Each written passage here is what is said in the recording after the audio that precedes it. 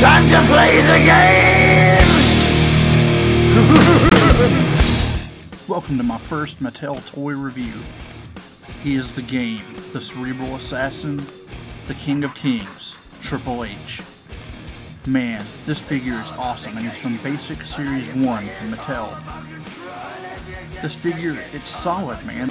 It doesn't feel cheap at all. The plastic feels fantastic. It's definitely a step up from what Jax had. Not to bash Jax, but this figure feels great. As you can see, the flexibility of the figure is really well too. He's not too stiff. His joints move very well.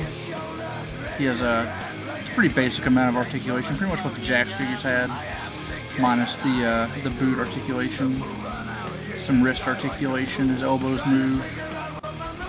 And so he has 2 points in the hand and wrist that move. He has a head swivel.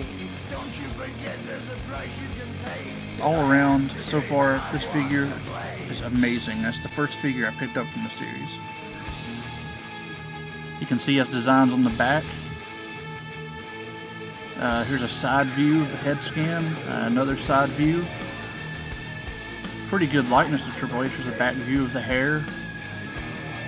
Now let's take a closer look at the head scan. The head scan is pretty good. Not too bad. A lot better looking in person. The biggest complaint I have with it is his hair. It looks like his hair, you can see the line where his hair was glued on, so it looks like you can just pull his hair off. It's very ugly. That really brings the figure down. The head scan itself is not bad. Just that hairline, it's bad. It's really bad, and I would expect the hair to be molded on. The hair itself is rubbery, not too hard, and the back of the hair looks weird to me. It's just a personal peeve, but other than that, and the color of the hair could have been a little different. Let's check out the torso. Yeah, a little too muscular for Triple H. This mold does fit well with Batista, but the Triple H is just a little too muscular. It's not overly cartoony. It's more realistic muscles. I mean, it is over-exaggerated for sure, but it's not as cartoony as the Jax figures. But it works. It's not too bad. You can see that they gave Triple H his logos on his elbow pads, which I think is awesome. House of Pain Rock, remember that figure that had the elbow pads with the designs? I use those elbow pads forever.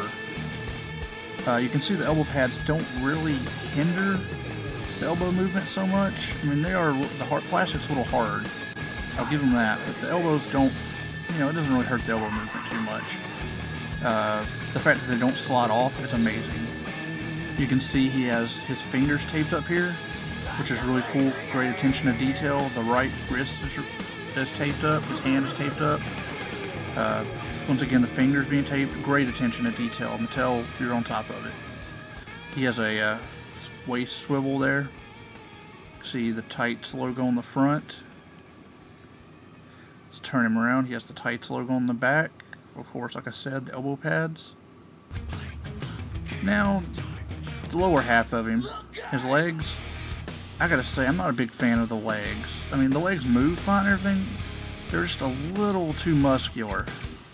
They don't look as bad as they did in the prototypes, but they could have toned down some of the muscles on the legs.